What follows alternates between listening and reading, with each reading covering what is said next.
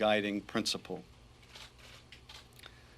Finally, I think what's presented to us here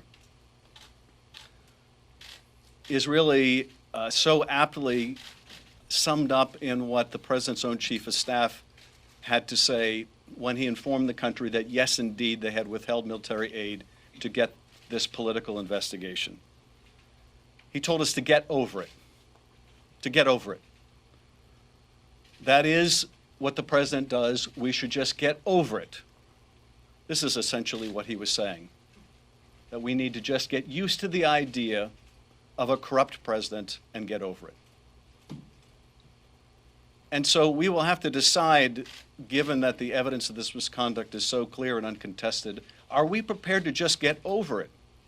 Are we prepared to say that henceforth we must expect from this president and those who follow that there will be a certain amount of corruption in which the national security of the country will be compromised, in which the oath of the office will mean that much less, in which the belief in the rule of law in the United States will be that much less? Is that what we're simply to get over or get used to? Well, I, for one, don't think we should get over this. I don't think we should get used to this. I don't think that's what the founders of this country had in mind.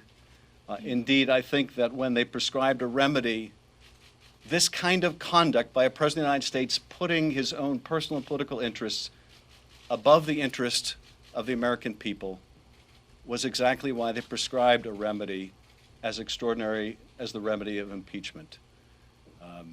And so we have a very difficult decision ahead of us to make. And I have every confidence that the Judiciary Committee, in consultation with the entire caucus and our leadership, will not only receive this report, as well as the reports of others, and make a proper determination about whether articles of impeachment are warranted. With that, I'm happy to respond to your questions.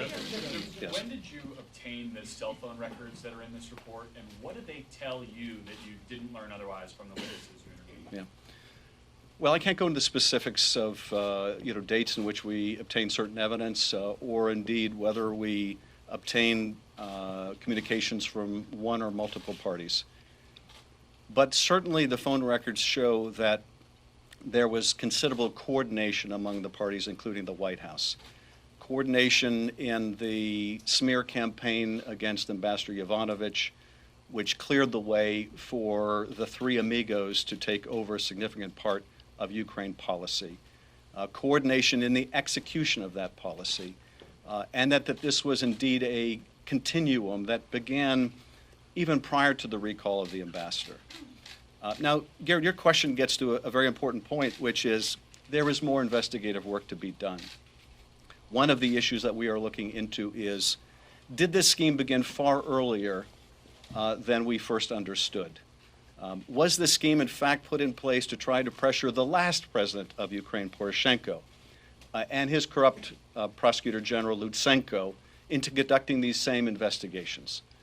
And was that plan put into turmoil and chaos when this new reformer, Zelensky, surged in the polling and ultimately won that presidency? That is something we continue to investigate. And that is something that these phone records also shed light on. But even as we believe that we cannot wait because the president's efforts to secure intervention in the next election persist, we continue our investigation, and we will. Mr. Chairman, yes.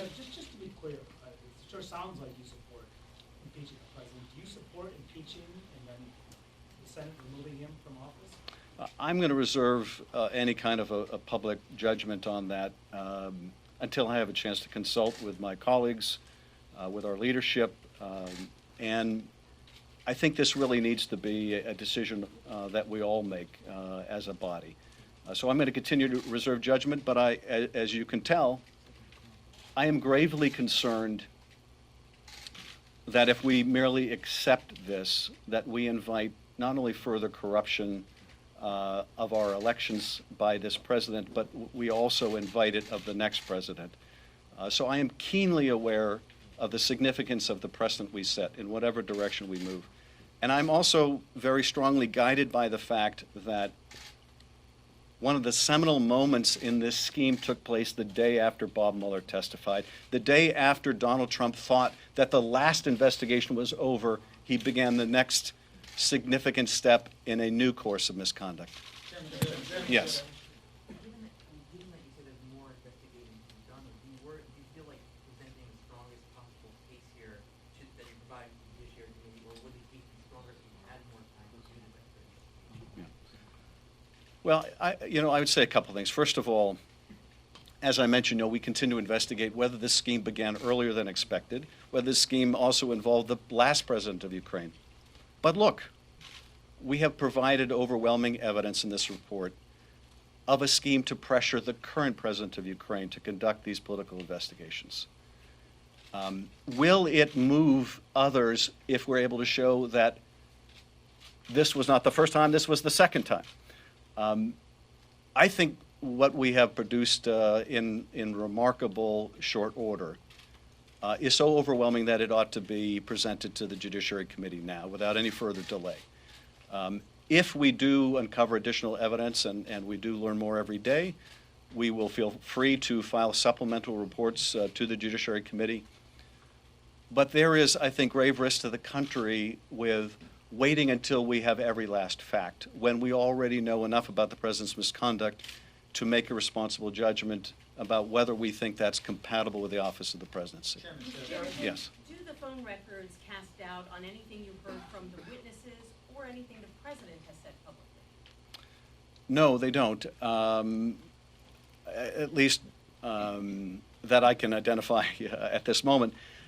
I think the phone records are remarkably consistent with the coordination of a lot of this scheme. Now, we obviously don't have complete phone records, and some of the phone records are deeply suggestive of who the parties were talking to, particularly in the White House or the Office of Management and Budget. But because of the president's effort to stonewall investigation, including not turn over their own phone records, not only to us but to witnesses like Sondland who asked for them, we don't have all of the answers. But we do know this without any doubt, and that is the President of the United States solicited foreign interference in our election and used the power of his office, the power to convene a meeting in the Oval Office, the power to provide or withhold hundreds of millions of dollars of aid to an ally at war to get his political dirty work done. The only question is how more extensive was the scheme, how many others may have been involved, what was the full knowledge and participation of other parties. And while we intend to get the answers to those questions and let the American people know the full facts, we do not intend to delay when the integrity of the next election is still at risk. Yes. Last question, Mr. Chairman. Your report mentioned cites call records involving ranking member Nunes. Did you speak to him or inquire about those with his office, and do you believe he should recuse himself later today on this vote? Also, do you or your staff plan to present this report to the Judiciary Committee? The rules adopted by the Judiciary Committee provide that our staff counsel will present the report to the committee, so that's what we expect will take place. In terms of the ranking member, it won't surprise you, I'm going to reserve comment. It is, I think, deeply concerning that at a time when the President of the United States was using the power of his office to dig up dirt on a political rival, that there may be evidence that there were members of Congress complicit in that activity. Now, there's a lot more to learn about that, and I don't want to state that that is an unequivocal fact. But the allegations are deeply concerning. Our focus is on the President's conduct first and foremost. It may be the role of others to evaluate the conduct of members of Congress. Thank you very much.